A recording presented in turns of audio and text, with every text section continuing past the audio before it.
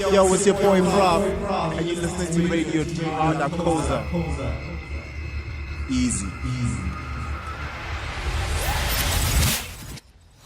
Wona bafethu lapho sibhekike lona sibhekana inkap zonke siphelele lana and radio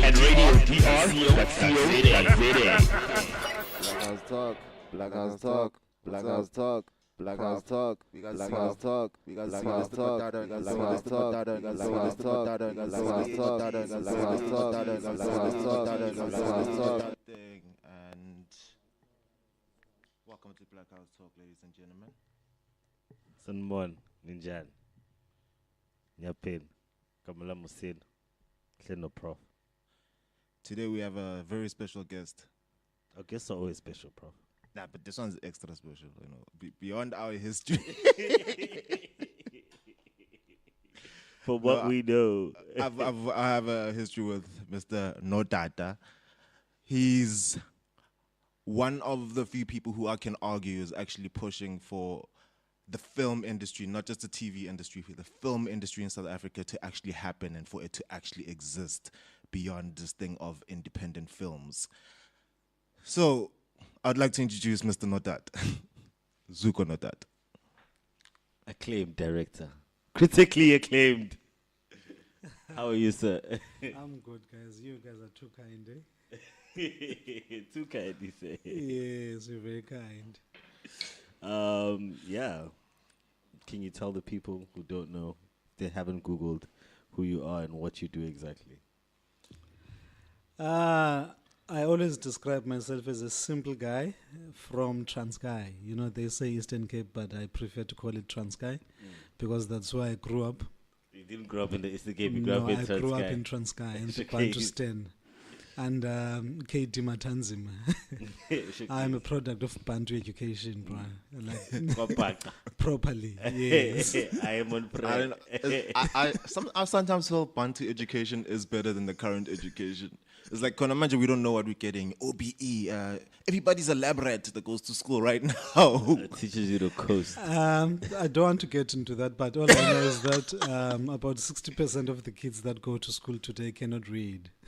For understanding. At school. For understanding, yes. So yeah, that's problematic. They can read, but they can't read for understanding. Yes, so you might have a point there, but yeah, I don't want to get into it. So what is the future YouTube? It would appear so. It's like, I'm waiting for the YouTube version of the book to come out. But anyway. So, you're obviously big in the film and television industry. Can you tell us where you started? Maybe your first big break? Yeah, I don't know about big. I think I'm just lucky. You know, there are guys that are bigger than us and even, in my opinion, more talented than us. But yeah, I'm here, man. Like I said to you, I was born in Transkei some years ago. And the influence then was nothing much because all we could see around us was just teachers and policemen and nurses. Yeah. And if you were that, you had made it in life. You know. And you know, we have the IT boom. Like, everybody's telling everybody go study IT. Sure. Yeah. Their era was go be a doctor, nurse, or teacher. Yeah. So was even over right. I was over right. Right. You know So what I mean? at some point, what did you want to become? Yeah. A nurse, a doctor, a teacher? I think I was always weird because the first thing I wanted to do was to be a journalist. And I don't know where it was coming from. Yeah.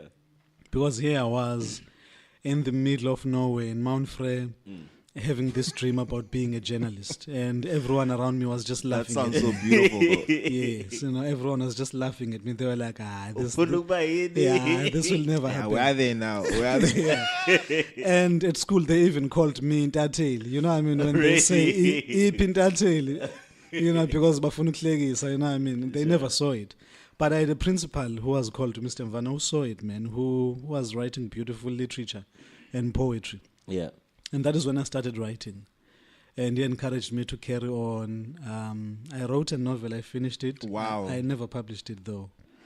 But this was in When high was school. this? In high school? Yeah, this was in high school. I was cooked. This No, for real. this- That's sick. Yeah, this was in high school. Are you ever going to release it? Yeah, I think it's time now. It's time. It's been maturing. In fact, I think I'm going to turn it into a film. Really? Even better. Yes, I'm gonna turn it He into a dropped the film. book 1 year later, dropped the movie. So and the, then so the people nerds get can to talk say the book is better. yes, and then by that people should buy the book. Yeah, no, I get you. Double I feel sale. you. I feel you. So yeah, man. So that's all where this dream started, and this guy just encouraged me to keep writing. But still, I didn't know that I wanted to do film until after matric. I went to Joburg. I was unfortunate because that year I couldn't study. I didn't have money. Yeah. So here I was in Joburg, and I met this friend of mine who came from Transkei as well, who had this dream of being the greatest filmmaker ever. And I don't know where he got it.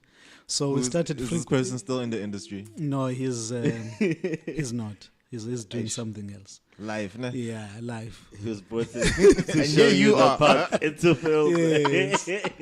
And we started frequenting SABC, but basically to do nothing. You know, I mean, you just go there in the morning and hope to see someone. Yeah. And I met Alf Monzu at the reception. So this old man on a wheelchair at the reception, and we started talking. And he says, Tumelo, you must come to the studio tomorrow. I'm hosting Patco Mafan. In fact, Patco was doing a magazine show called Dindwe at that time.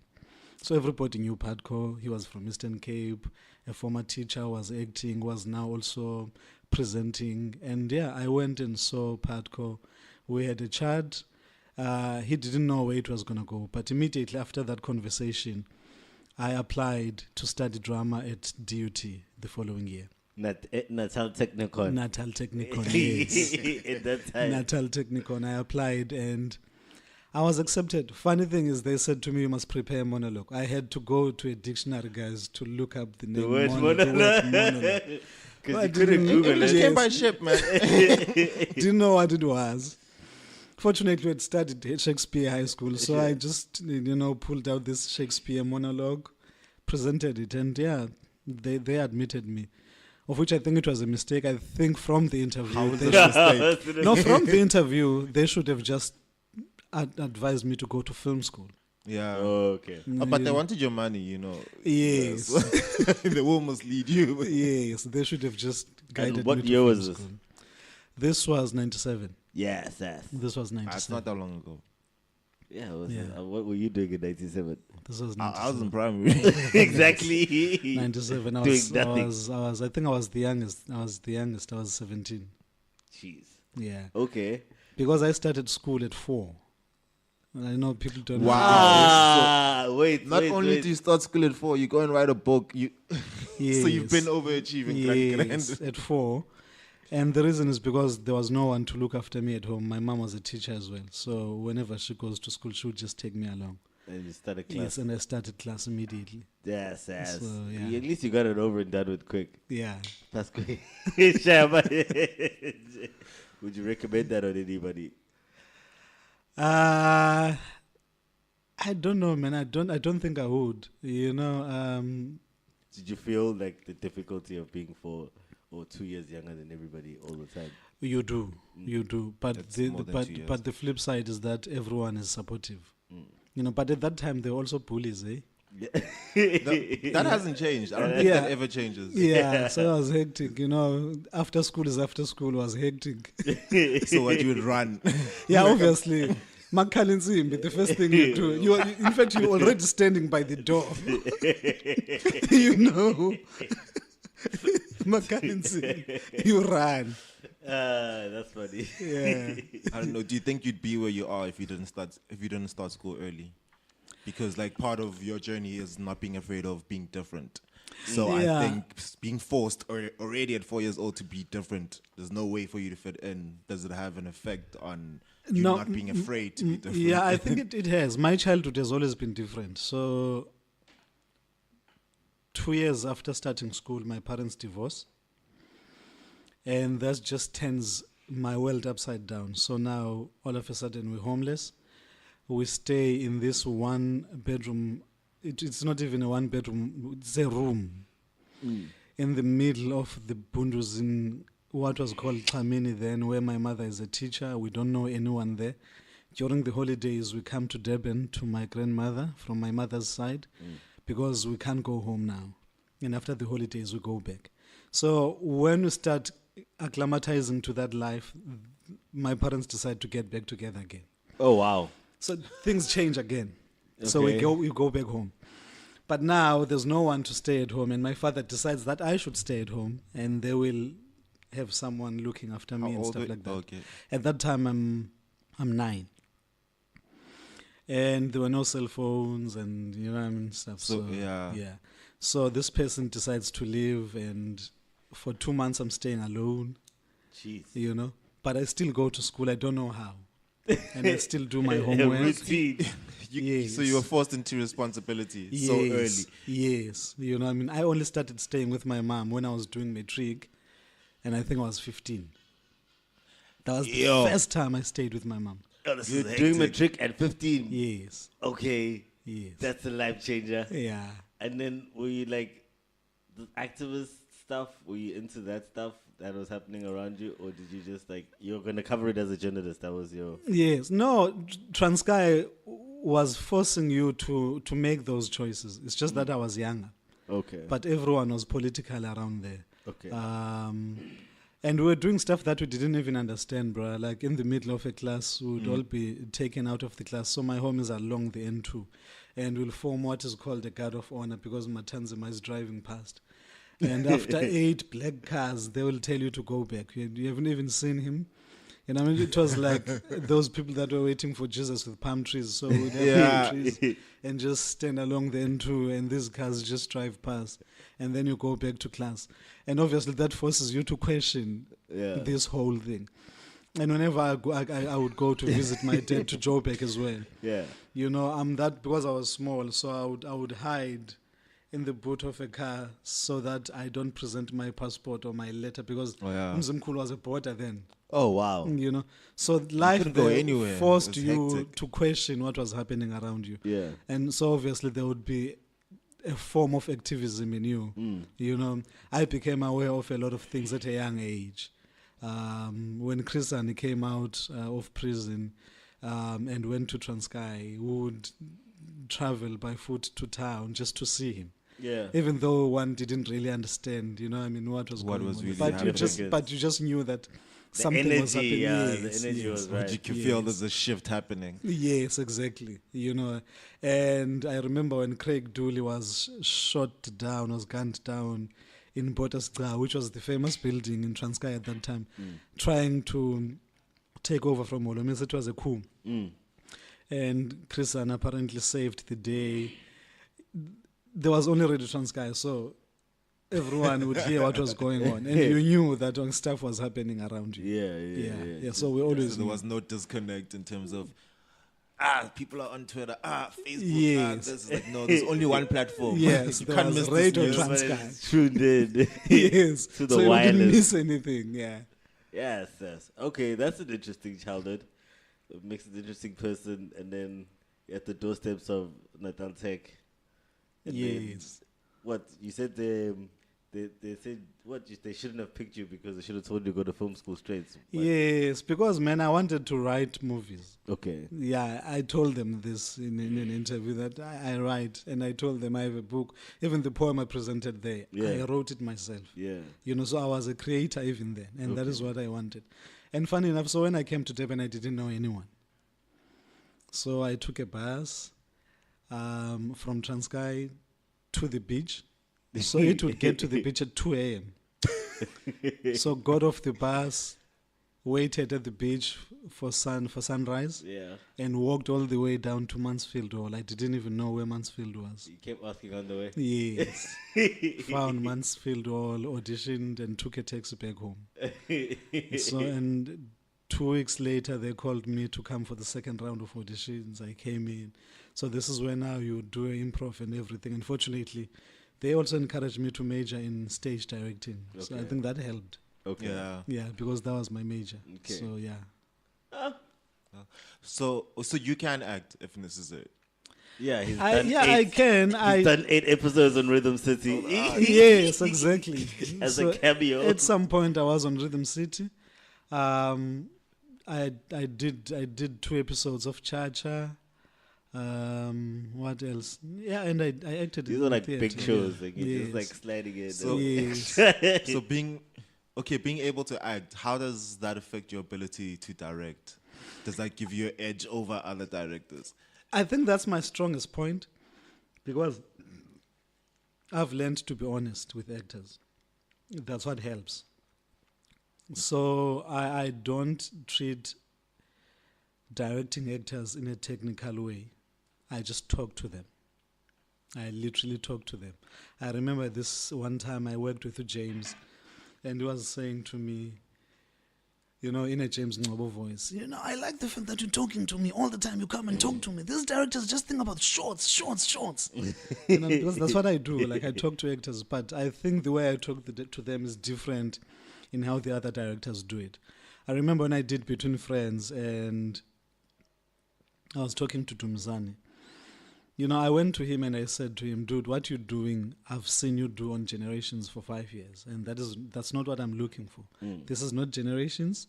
This is a movie. This is Between Friends. Yeah. So I don't want you to do this shit that you're giving me right now. And I walked away. And he said to me, what do you want me to do? And I said to him, dude, you studied for 4 years. And you went to Scotland and studied for honors in performance. You can't ask me what to do. You should have prepared. You know, I'm just going to give you 10 minutes to think about it, and we'll come again and do it. You know, so we did, I think it was 7 takes. And on take 7, I said to him, whatever you did, you keep that and you do it for the entire film. So it's all about honesty sometimes. Where you're just like, okay, what you're doing now is nonsense. Like, I'm that director. Like, what you're doing now is nonsense. Bring it back. So, okay, cool. So for me, in terms of one of the shows which I worked on with you, yes, where the amount of respect that you command on set is drastically different to the amount of respect which I get on set. Né? Yeah.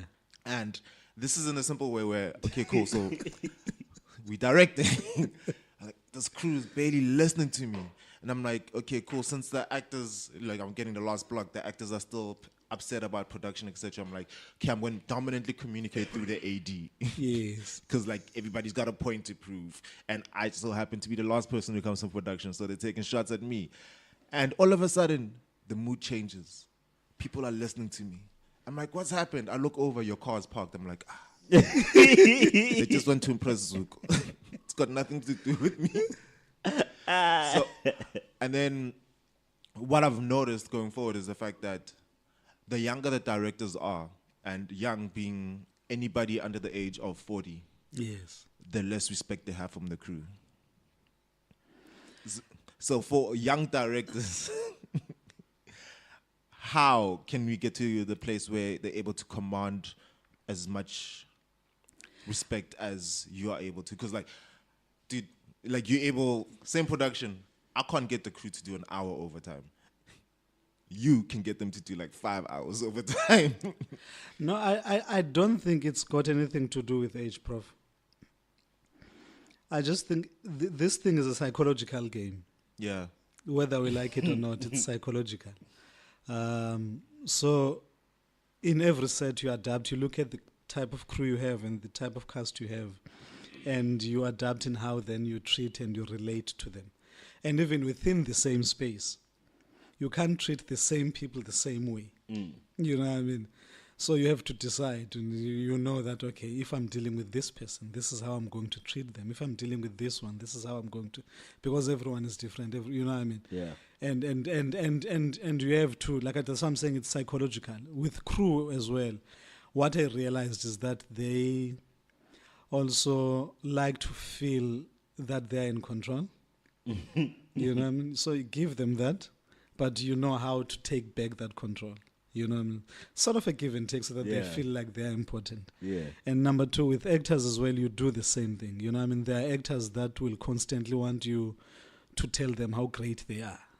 You know what I mean? And how appreciative you are to be working with them. And you constantly give feedback to whatever they do. So it's stroke their egos if it's necessary. And there are actors that don't care. You know what I mean? They're just here to work. Yeah. You know, but even those ones, like once in a while, just tell them that I see you. Good job. And I appreciate that you don't give me problems, and you know what I mean? Just talk to them. Because they are different. So if you approach people that way, then you are able to, you know, everyone is able to work with you. And I guess as well with Mamelo, what is interesting, Prof, is that all the actors that were there were not called via agencies. Yeah. You know, I literally gave production their phone numbers. And whenever they were being difficult, they would have a meeting on their own. And I remember Uvere saying to all of them, guys, I want you to tell me now who was called here via an agency. And none of them raised their hands. And then she said to them, I think we then need to respect the guy who knew that we were going to deliver the project and gave us an opportunity to be on this project. This is not about you.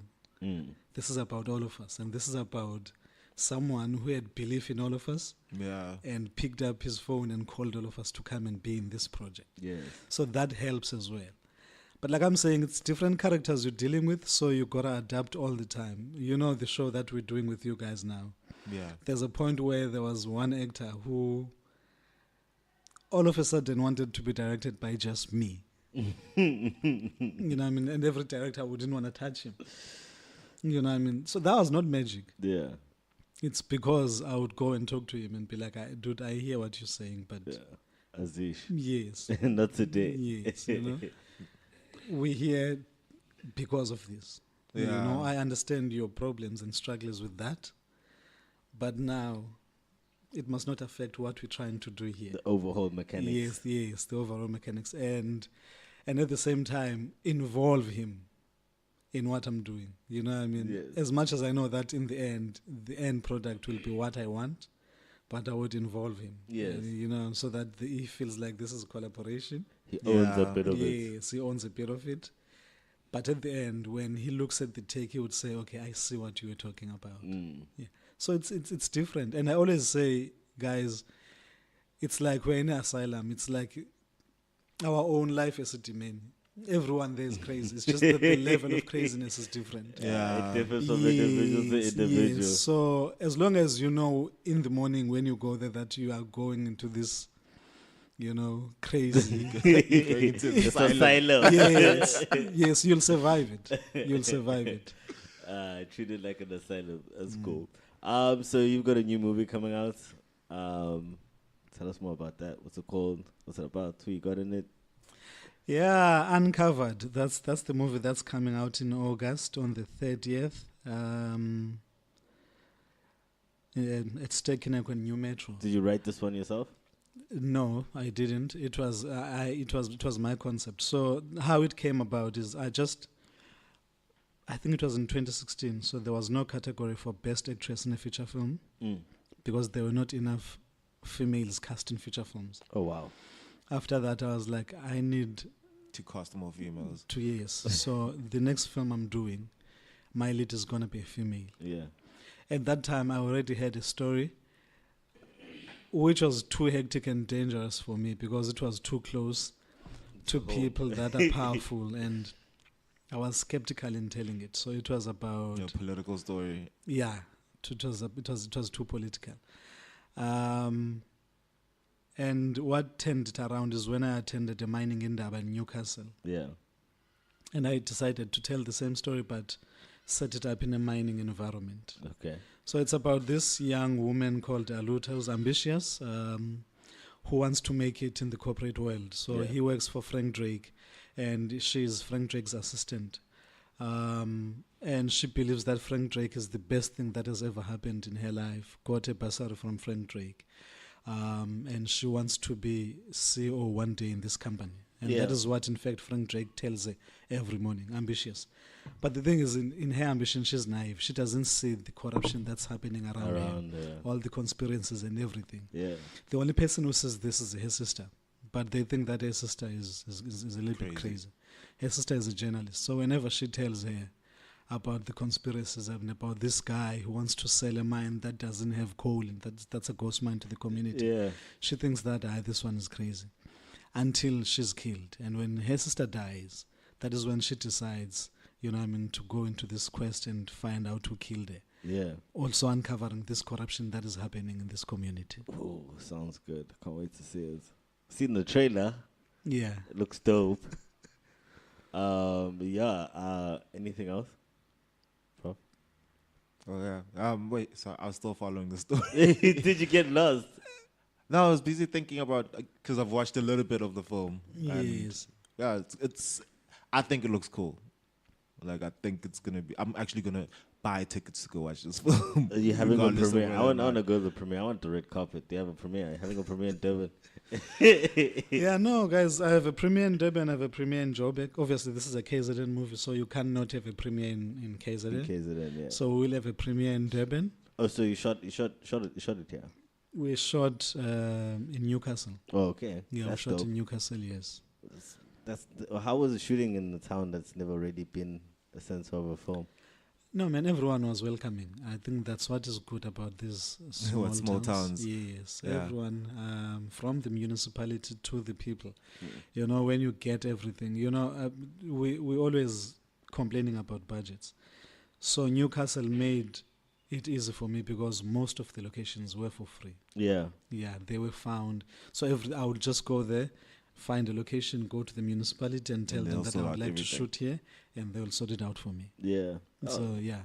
That's really Everything. nice. It's Like, nice, yeah. It's good to know for future. Good looking Yes. out. So, what advice would you give to young upcoming filmmakers in terms of their journey to becoming a storyteller or filmmaker? I think in South Africa it will be a mixture of things, but whenever I describe myself, Prof, I always say to people, more than being talented, I'm resilient, I'm persuasive, and I think I'm strong-willed. You know, I mean, you need character. You need, because it's difficult. It's difficult to convince people that you want funding. It's difficult to convince people that you want equipment. You know, everything is difficult for filmmakers. It's like God doesn't want us to make films. You know, everything just works against filmmakers. Yes, siyalo. You know, so you need to be strong. You know, you can't just rely on talent. I think most people are just relying On their ability yes, to- on their ability to shoot movies. But you need more than that. You need to be strong. I was telling a friend of mine yesterday, we were with some guys from the Film Commission, that the first time I met the guys from Film Commission, they literally told me that whatever you're proposing, it's not going to happen. We don't have money for it. And in fact, we don't think that it's good enough. Even though they haven't even heard it. Yes. Wow. So that was my first encounter with them. You know, but I went back to them and I reminded them of what their mandate is. Yes. You know what I mean? And this was me after trying endless time to have meetings with them. Being And persuasive. this included me going to the Director of Economic Development and Youth in KZN in the Yes. province to say to him, I want you to organize a meeting for me with the KZN Film Commission because I know that they are your entity, because it looks like they've forgotten what they need to do The for filmmakers. constituents. Yes. So I need you to organize that meeting for me. And I told him what I wanted, and he bought into it. And 3 weeks down the line, I was sitting in this round table with everyone from the Film Commission. How can we help you, Mr. Nota? Yes. And that is epic, though. Yes. And that is when everyone started listening. You went to their boss. Yes. And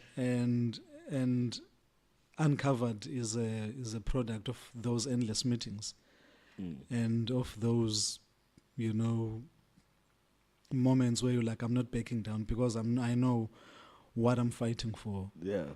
is for a greater cause. Yes. Vuleka. So, because it's important for them to see that the money they've put out goes out and becomes a successful film and brings back X amounts of money for the city, for the municipality, for the province.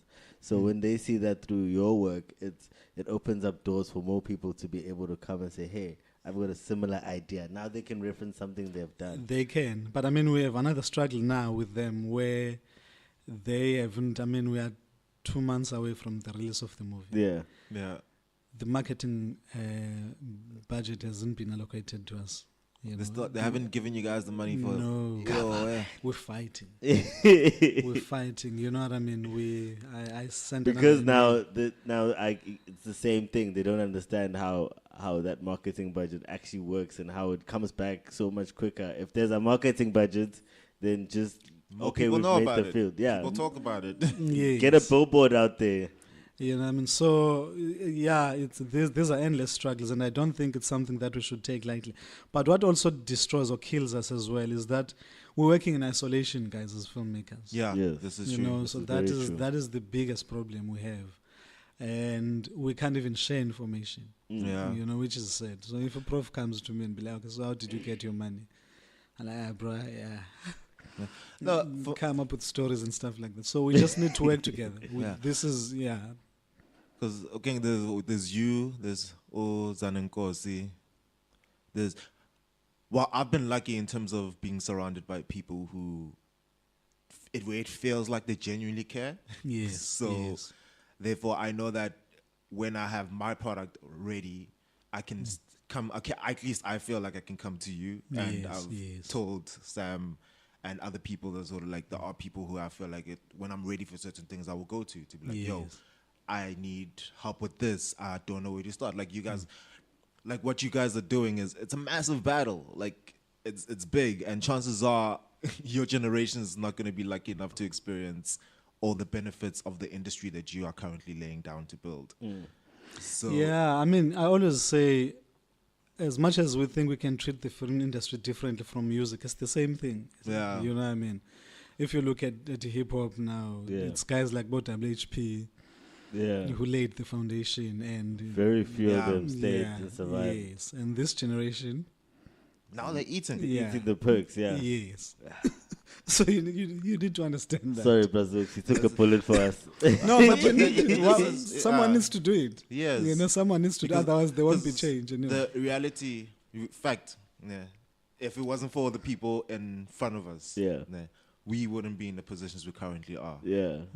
And fact, going forward, when I get to the point where you are at, and I come to you, and then all of a sudden things will be easier for me, but only because you guys went and walked the path, and I'm able to follow it now. Yes, yes. And I think what we also need to highlight as well with the Uncovered guys is that we're just trying to break more boundaries, just do things differently. We don't have a distributor. Yeah, we're distributing ourselves. Yeah. How are you gonna distribute it? Obviously, for a number of reasons. No, man. I spoke to a number of guys to try and see if they can do anything differently from what they've been doing before with our local movies. Yeah. And obviously, when you talk to them, it's like they're not willing to change what has not been working over the years. No, it's ridiculous though. It's a broken formula, but it's Yes. broken. Yes. But we have a formula. That's what they We have a formula. This is how we've always done it. You know what I mean? I remember the last conversation I had with the distributors when I said to them, okay, so I'm going to keep the television rights to myself, and you guys can just take the Theatrical. theatrical, yeah. And they said to me, but that's where we want to recoup. through TV, TV. through what you can do already. Yeah. Yes. And I said to them, then there's something wrong with this picture. This is model. Yes, if then you don't want to, you know, I mean, if what you're eyeing is just the TV sales, it means that even if you don't do anything for the film, Yeah, you still make You just money wanna by make money waiting. you guaranteed you're going to get your money from, so I'd rather do this myself. And looking at what they do for the other films and what we're doing so far without any marketing budget, Yeah. it is, I think, ours even more better. You know, because we are doing the Because you kind of put your hope in them that they're Yes. gonna help, and then you end up not doing anything. Exactly. Yeah. Yeah. So the Makes groundwork sense. we've done so far is what they don't do. Already we've got schools that are gonna block book cinemas. Yes. Nice. You know, because these schools are doing drama, so it's easy to convince Yeah. people that are Local film. yes, and Yes. that want to do this, you know, to come and support. So we've got that going. Already we've got some corporate people that are willing to buy out cinemas. You know Yes. what I mean? Like I know Avbob is gonna buy out a cinema. I've got someone in Pretoria who's bought 2 cinemas out already. Jeez. You know what I mean? So this is what they wouldn't give you. You know what I mean? If we had relied on them. Yeah, and people would just be like, it's at the cinema, so born. Exactly. And you know, from just one Facebook post that I did a few months ago, we already have interviews lined up with Bo, Afternoon Express. Nice. We're doing Ilanga, so we've got a media partner on Igagasi. Nice. You know what I mean? And these are the people that just saw a Facebook post. And yesterday I was talking to a producer from Vuma FM Yeah. who also saw an Instagram post You know, I mean, and he said to me, "Look, dude, when you're ready, come to Vuma FM." And That's dope, though. what the distributor does, they charge you for all these interviews. Abang, because it's their PR person. Yes, Yeah, they 'cause charge you it's for all marketing. these things. Way. And here you You are. know? And here we are. We've got all of them now lined up, and we've got a media preview on the 26th of June, organized by Stay Kineko for free. So they've called all these, you know, See, media people. The Zuko brand is big now. You know what I It comes mean? with the pool now. So we rely on these people, and they charge us for all these things. Yeah. But you Yeah. know, there are people that can just, you know, go out of their way and give you all these things for free. Yeah, no, Yeah. that's pretty cool. We'll see how much like your experience is actually coming now to help you out Yes. at the darkest hour. Yes, yes. Because otherwise you wouldn't have been as successful for you financially if you took their shitty deal. Exactly. Yeah. You know what I mean? So yeah. But and- also, for me, every time South African distribution companies talk about, well, yeah, we're going to do this film and so on. For me, I'm like, but what has been successful? exactly. It's like, there's like, what, all of 2 films that were successfully done, probably like District 9 and Tsotsi. And then With maybe- Hollywood backing. Yeah. Yeah. This is excluding Leon Schuster stuff. But I'm Yes. like, honestly, like, if there was like a proper track record, I can see you. I can say, okay, maybe it makes sense, you know, sign a deal, you lose somewhat, but you're going to gain more in the long run. But these people are playing games. No, they're playing games, man. So that's why we just decided. But we do have a sales agent for international sales and Yeah. stuff like that. Yeah, so we do have that. How's that outlook looking, the international sales side? We're having a meeting with them next week on Thursday. They went to Cairns, and I mean they've sold Between Friends before, Yeah. but obviously, like I'm saying, to have a distributor then is always a problem, because whatever sale they made of that phone, that money can't come directly to you. Mm-hmm. It comes to a distributor who just keeps recouping. You know, I mean, what you don't Yeah. see, and even these statements, you can't verify anything. Even Yeah. if they give You them have to just you take and- their word for it. Yes, you know what I mean. So we'll sit and see where they are. Okay. Yeah.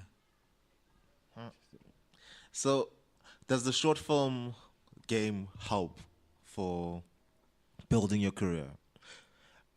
'Cause the difficulty, okay, cool, how I slowly got into the industry now myself, Yes. like, sure, I went and studied. And then afterwards, there was like this period of time where there was basically no work. Yes. So the first thing I did, I'm like, okay, cool. I haven't got work. Borrowed a camera from a friend, and I'm like, I'm gonna start shooting stuff for all my other unemployed friends until something starts happening. It's either that something's gonna happen through me applying for a job, or this will pick up as a YouTube channel, and hopefully we'll be able to build a brand, etc. And it's like after 3 weeks of doing that, where I've started arranging stuff and shooting things, etc. All of a sudden, I get a call for a job. Cool, start working, and that died.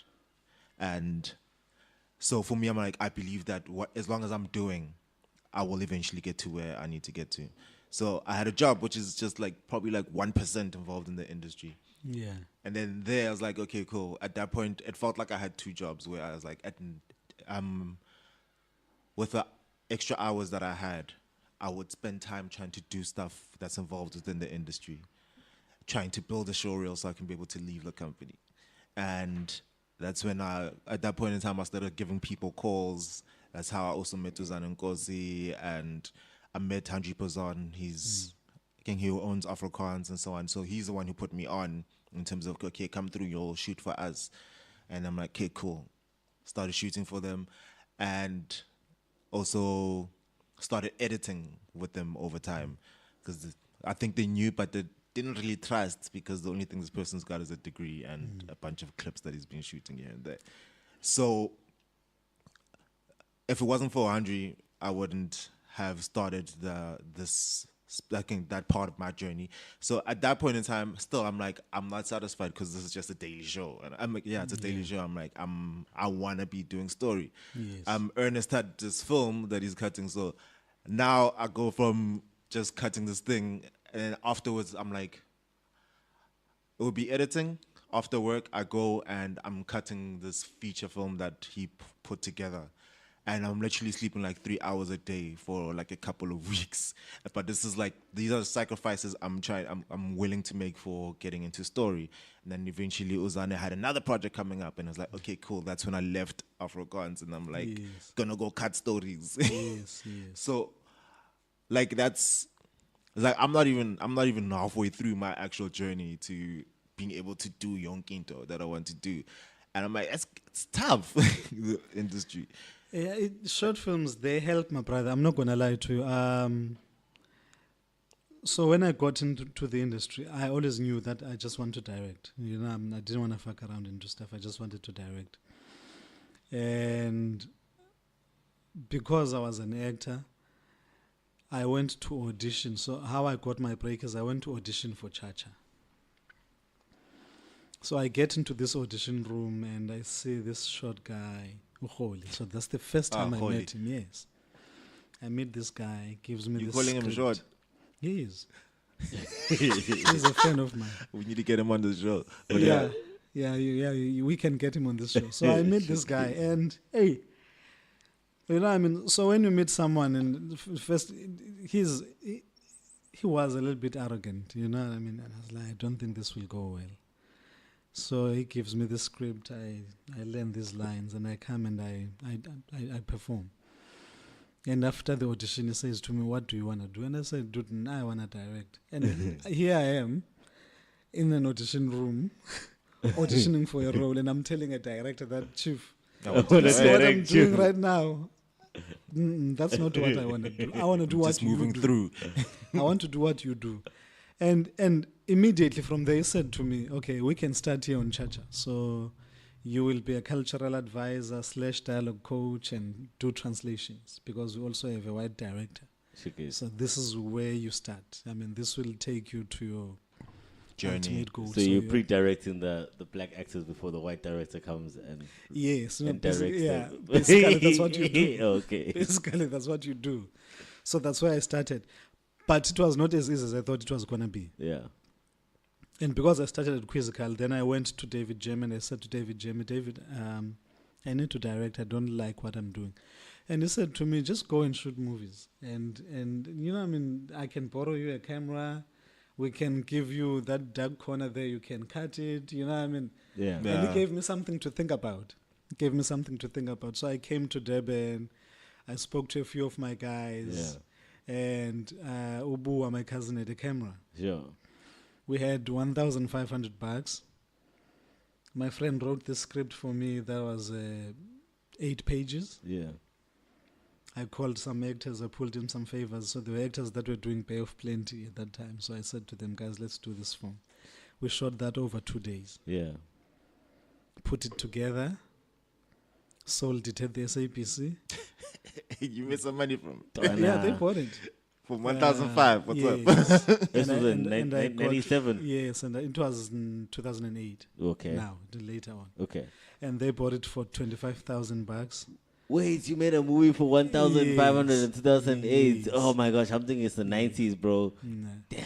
And Actually, would have been more expensive. I in the know. and afterwards, the guys at Quizzical saw that short film. 90s. And that's And when they gave you they a were call. like, no man, this guy can do this thing. So that's the power of short films. That's the power of doing your Yeah. own stuff. Yeah.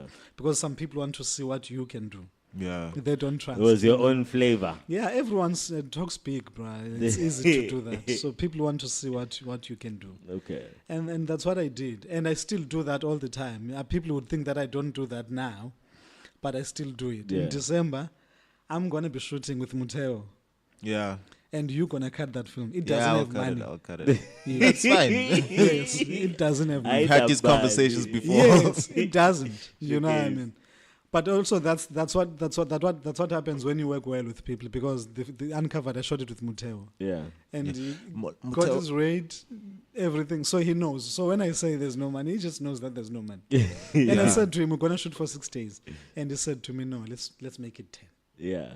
You know. It's at there, bro. Yeah. Yeah. No, but lately with Mateo's work, his lighting game seems to have improved. Like, so Yeah. when you say Mateo now, like now I'm excited again. I was like, Yes. Yes. Shots, bro. Shots.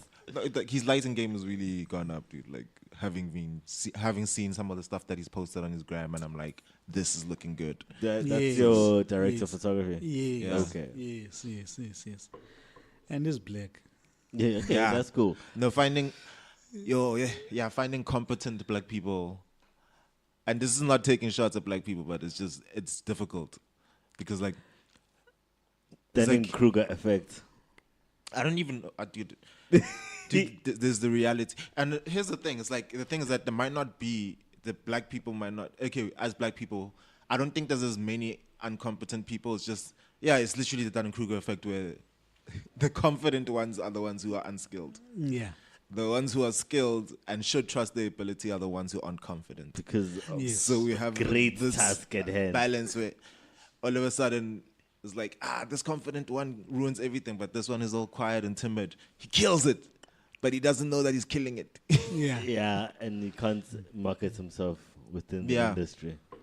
Yeah, no, but I think we've got exciting guys coming up. I mean, there's Upushi as well. I've seen stuff that is shot lately. Yeah, it looks good.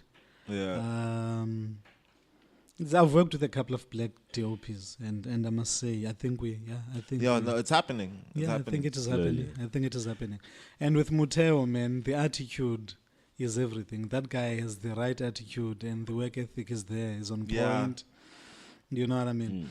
And with this film, he was into it from day one. You know, when someone calls you in the morning at 7 and says, "Bruh, I didn't sleep the whole night." You know what I mean? I don't know if it's the nerves or it's what, but I didn't sleep. Sure. You know what I mean? You Brain know is that up. at least, the brain is up. You are in good hands. Yeah, okay. You know, you are in good hands. Yeah. Just want to find out, sorry, Prof. Women in film, how do you feel about that? I had a very interesting lady here in the studio yesterday, and she was talking about being a cinematographer and how there's so little women. How do you feel about women in film? No, bro, I think now we are overthinking this thing. Obviously, there is an imbalance, you know what I mean, and we need more women in the industry. But with South Africa, I think it is a very different dynamic that we need to be careful of when we're having these conversations between men and women in terms of equality. Yeah. Because obviously, when you look at the apartheid era, that regime, that time, no one had it easy. Yeah. You know what I mean? So, come 1994, the emphasis is on empowering women. But you forget that these men that you say were empowered were working in mines. Yeah. You know what I mean? Where policemen, where they were not doing what they wanted Wasn't to do. quality work. It wasn't quality work. Yeah. You know what I mean? So there's that influx of everyone wanting to make it all at the same time. And I'm not saying they don't have legitimate cries or complaints about The inequality. industry, yeah. It is there. We need to deal with it. But I think we also need to balance it, because if we're not careful, 25 years later, we will be saying we need more men in the film industry. You know, because no one is really focusing But on but more than that, don't you just? I just feel that the women just don't like the technical aspects of life, because over and above, yes, we're opening the industry for women that are technical and want to go in, but a majority of them aren't. So it will never really match up. Dude, grips, DOP, that's heavy work. Yeah. I don't I don't know a lot of girls that like I don't picking wanna up stuff for the whole day. picking up a 4K light, HMIs and stuff. That's rough. It's It's rough. heavy. yeah, and those that do it Yeah. are working. Yeah, they're you know what I working. mean. So those that are doing it are working. We've got Khaupi. Khaupi is working. Yeah. I remember. There's another Rulani. She's a sound. Shout she's a out sound- Nana. She works a focus puller. Yes, you know. and we've got a lot of them that are focus pullers and camera assistants that Yeah. are working. Yeah. So they are working. But I Lulama. believe that sometimes they are their worst enemies. I'll talk about Swift now. I know I might get into trouble talking about Swift. I'll talk about that now. So, you know, my friend is the chairperson of Swift. So she called me and she gave me work. And I said to her, "But why are you giving me work when you should be giving it to a woman?" Yeah. You know what I mean? And she couldn't answer that. And you've got all these big production houses in South Africa. Let's think about it, guys. Most of them are run by women. Yeah. Yeah, it's true. It's like you walk into It's like if you had to go to Quizzical right now Yes. into Yes. the actual Yes. the groundwork, the people who are there Yes. 90% of the time versus Yes. the crew that gets hired for Yes. the 20% that they've been working the 90% for. Yes. So, So you now walk into Quizzical, it's literally like you can count the men, and a lot of them are Jajarach and so on, but you Yes. can count them. Yeah. all these production houses, powerful productions, are run by women. Yeah. There's another one I'm not gonna name. Even It's run by a Endemol was woman, dominantly but women. all the directors there are guys. So who do you blame? Women are more agreeable. Let's just say that. You know, who do you blame? It's run by a woman. So this person has an opportunity to change the game. Interesting topic. Thank you for your perspective on it. I'm still gathering the data. I'm kind of two ways about it. Like for me, I do feel like there should be opportunities available and open to women. And at the same time, men are just way more competitive. So it's like the amount of drive that a lot of men have in terms of sacrificing the amount of hours during the day and for years on end in order for them to get to a certain point as a filmmaker or as an as a tech person in terms of coding or whatever it is. It's quite hectic, and very few women actually have the amount of drive to do that. Because you're a loser as a guy if you haven't gotten to that certain point. And Yeah, but it's for me, either I'm not you're gonna a- try to quantify anything, but it's like okay, cool. So I can. It's like you have Disezo. She's also a DOP who I know from Joburg and so on, and she's got that drive. yeah. And I'd say that I'd argue that she's probably got slightly more drive than me in terms of shooting stuff. Because I'm like, for me, I was like, there's been sets where I was like, when we first started, I was like, I'm not gonna work on this set. I'm like there's this truck. It's massive, and they want us to take all these lights up there, 5 stories high in this broken building for 200 rand. And then, I've done that stuff. And I'm like- I've done that stuff for free. yeah, and there's no elevators, there's no nothing. It's just, and I'm like, no, this is not the department I'm trying to get into. It's like, I'd rather straight up just tell people, yo, go get me the go get me the lights and so on. I'm not. You ran away from the camera department. She didn't. Yeah. Yeah.